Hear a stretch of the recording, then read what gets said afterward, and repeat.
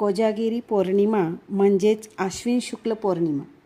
हा उत्सव आश्विन शुद्ध पौर्णिमा या दिवशी रात्री ठीक 12 ते 12:39 या 39 मिनिटात करावयाचा असतो।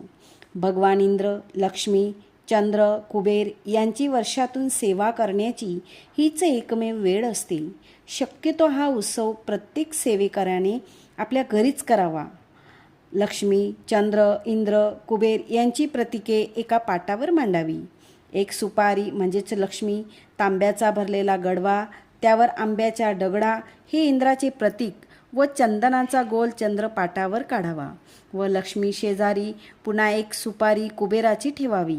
पाटावर अशी मांडणी ठीक 12 वाजताच करून ठेवावी व ठीक 12 ते 12:30 या अर्ध्या तासभर दुधाचे भांडे चंद्रकिरणात ठेवावे व 12:30ला वरील चारही देवांची हळदी कुंकू फुले यांनी घरात पूजा करावी।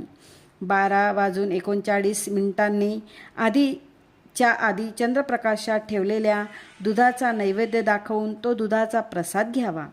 हा अतिशय महत्त्वाचा लक्ष्मी प्राप्तीचा कार्यक्रम आहे। प्रसाद दुसऱ्यांना देऊ नये। पूजेतील सुपाऱ्या जपून ठेवाव्या। त्यातील लक्ष्मीची, कुबेराची सुपारी दिवाळीत लक्ष्मी कुबेर यांच्या पूजनाच्या दिवशी पूजावी। जोपर्यंत या सुपाऱ्या चांगल्या असतील तोपर्यंत दरवर्षी पूजने, कीड लागल्यास विसर्जन करावे।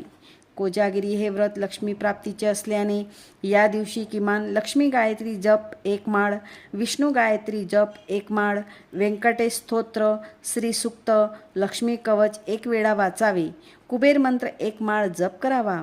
प्रत्येक सेवेकऱ्याने आर्थिक प्राप्तीसाठी हा कार्यक्रम शक्य असल्यास दररोज करावा। ज्यांना शक्य आहे त्यांनी या दिवशी विष्णू सहस्रनाम, गीतेचा 15वा अध्याय, गीतेची 18 नावे म्हणावीत। अर्थात लक्ष्मीबरोबर विष्णूचीही सेवा करावी। तोपर्यंत जागरण करावे, कारण या दिवशी भगवान विष्णू व लक्ष्मी पृथ्वीवर आकाश भ्रमण करतात व जे जागरण करून सेवा करतात त्यांना आशीर्वाद देतात। जर तुम्हाला ही माहिती आवडली असेल तर लाईक, शेअर आणि सबस्क्राईब करायला विसरू नका।